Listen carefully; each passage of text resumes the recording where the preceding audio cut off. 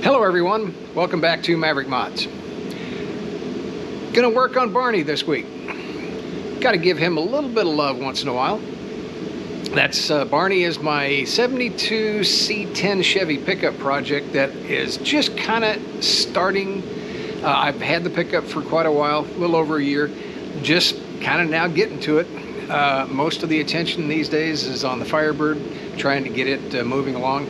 But yeah, I can't ignore Barney. So I've been acquiring parts and pieces here and there, and we're going to look at one in particular that showed up. I've also settled on wheels and tires a couple of weeks ago, actually a couple of months ago now. It seemed like just a couple of weeks ago. I measured the wheel wells and the clearances for a set of tires that looked like they were going to fit. Well, they fit, so I went ahead and got the tires, got some wheels for it, and just as some numbers here to throw at you, the front tires are 245 45 20s on 10-inch wheels. The rears are 315 35 20s on 12-inch wheels. And just so you know, there will be a test later, so remember that. So let's play with Barney a little bit today. Grab your popcorn, let's get started. It's time for everybody's favorite, what's in the box? Which box? Well, that box. Let's see what Santa Claus delivered to us. What do we got in here? More boxes.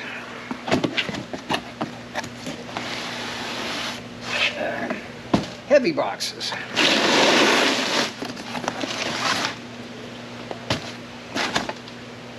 What's in the box that was inside the box?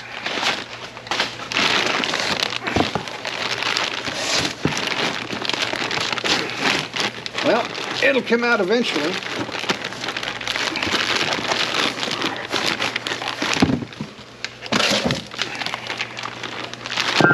Nope. Okay. Well, you know it's made out of metal. Use this box as a table. Let's see what we got.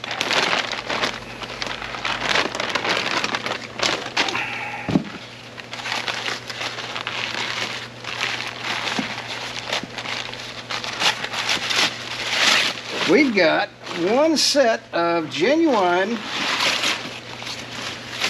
2.5-inch drop spindles for the Chevy pickup. This is from CPP. It's their setup for not using the factory brakes. So I'm using, I'm going to try and adapt the Trailblazer brakes to this setup, the brakes, rotors, and the calipers. Gonna give Barney a little bit of love this morning. I figure rather than let the parts pile accumulate, I'm going to go ahead and swap those spindles out now. Partially because I'm going to the scrapyard in a couple of days and I want to be able to take some metal with me. So old spindles don't really do me any good. So the first thing I'll start with is go ahead and get the tie rod ends out. At the cotter pin. Alright, there we go.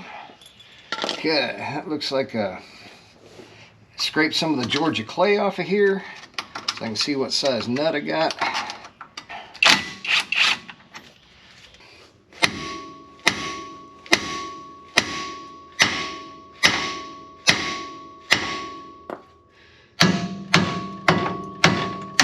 There we go. Alright, let's go ahead and get these rotors and calipers off. I don't have my small hammer with me, so plenty of grease in there. In fact, there's a lot of grease in there. Interestingly enough, it looks like somebody, before they parked the pickup, actually did some maintenance on it. I'm not unimpressed by that. Front bearing's in good shape. Says this 3/8 Allen for the frozen caliper bolts. Alright, let's get a breaker bar.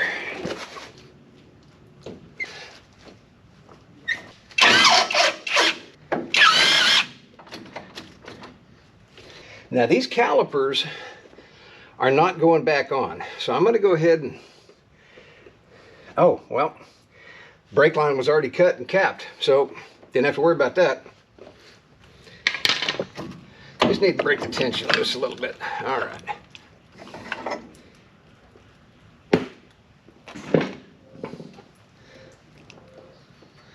All right. Okay.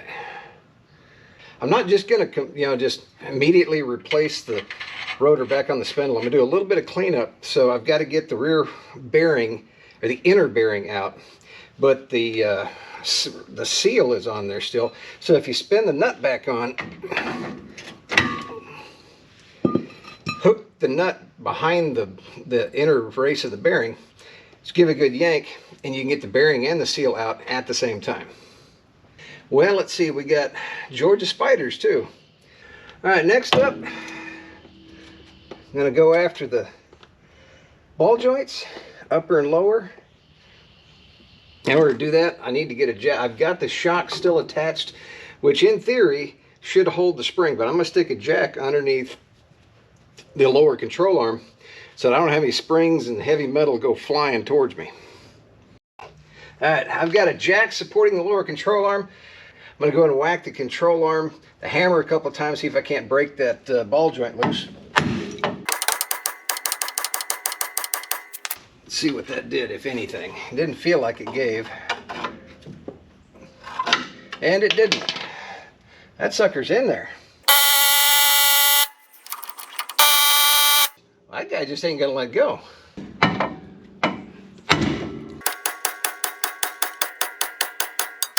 Okay, I got the top one loose. I think the thing that might be holding me up, and my pickle fork is too small. Well, that sucks. Okay. I think what might be holding me up is this lower ball joint is just flat worn out, and it's just moving around there as I whack it. We'll keep working at it.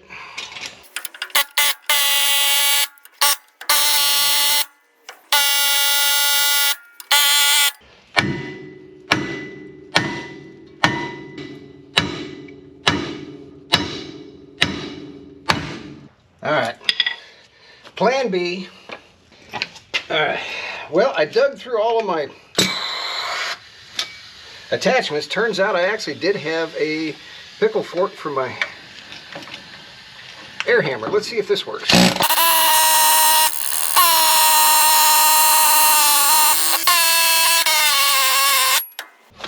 That didn't do it either. Maybe I loosened it up some. Yeah, that ball joint's just done. Only other option I can think of is to heat that spindle. And today would be the day that my oxyacetylene torch ran out of acetylene.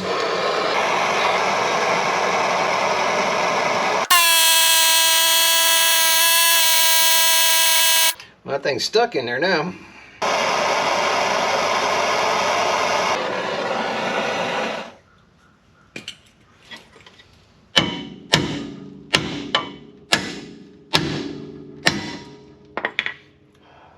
Got it. Now, before I find out the hard way that this thing is hot,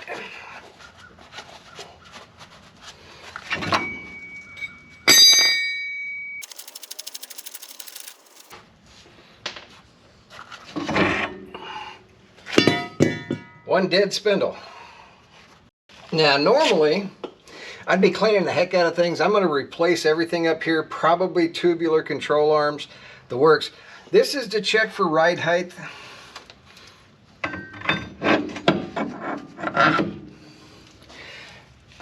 So I'm just gonna, is it still hot? No, it's okay. So I'm just gonna pop everything back together. Not fully tight. Just enough to hold everything.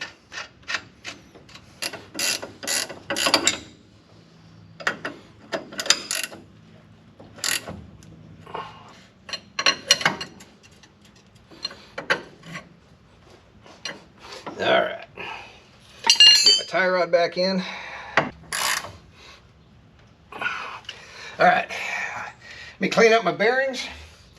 We'll put the rotor back on, then put the wheels back on, get the other side done, put the wheels back on, see what this thing looks like with the drop spindles.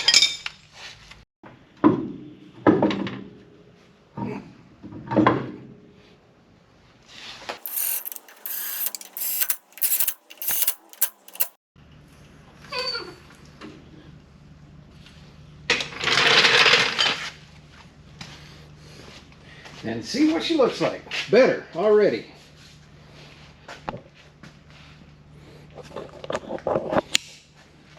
Okay, so this is with a 2.5-inch drop, a spindle drop only. Not bad. It can go a little bit more, but it's a good start. So as you can see, I did get the wheels and tires mounted.